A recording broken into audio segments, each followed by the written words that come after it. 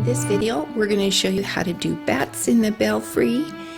It comes with this darling pumpkin with all the different faces, and it also has this little ghost that's not quite finished in this picture, but it will be just adorable when it's finished. By Xeroxing your pattern 6 times and placing it on top of 2 pieces of fabric that are right sides together and thin polyester bonded batting.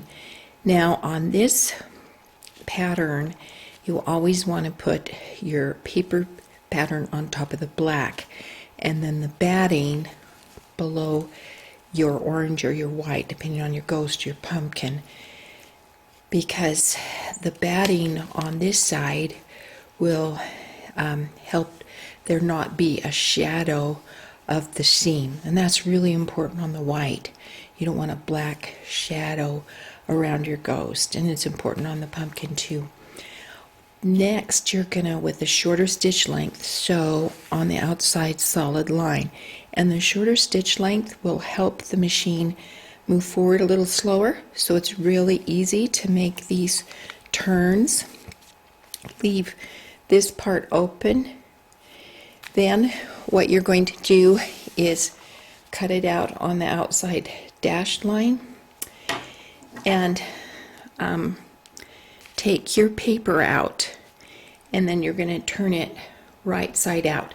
And there's a little bit of a trick to this, since it's kind of a big area that you're trying to put through a small hole, and it's important to do that because you want all these nice rounded shapes, and this is the only straight place that you can pull it through, and then it's really easy to close. And I'll show you some tricks to that. Remove the paper, including all the little seams, and especially in your points.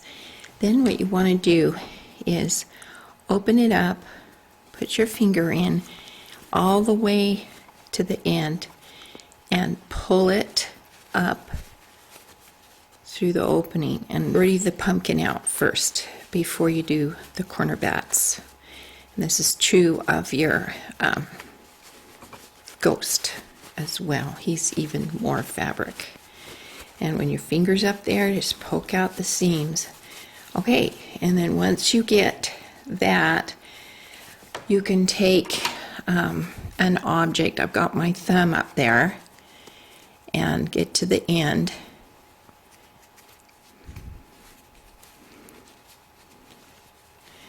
And then pull it through like that. So it's not hard. There's just a little trick to it. And then with a dull point, poke all your points out. That bat needs to be pointy, and the ghost needs to be pointy down in his body. That's what looks cool. So you might have to really push it, and make sure that when you are cutting it out, you grate out the seam a little bit without compromising the seam. You want to really grate that seam allowance out. Okay, then I've got my other bat. Put my finger up inside till I get to the end, and then put an object in that where my finger is. Push it inside out. Pretty easy. Just have to muscle it a little bit. Get all the little points out.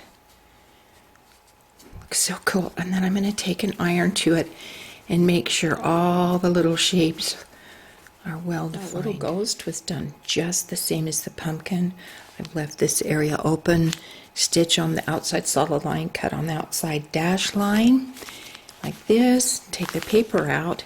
There's just something kind of unusual here, and what that is are the gathers that we're going to put into this ghost.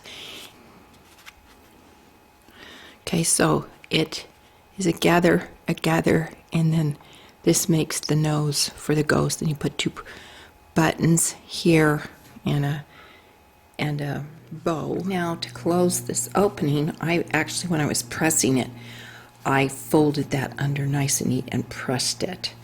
And then with a single thread, I'm going to just come up, after I've knotted it, just come up and just back and forth, and close that seam. Now to put this together, it's very simple. Put the two black sides together, cut out your paper pattern, mark it with a pencil where exactly the seam is going to be, and then sew it together.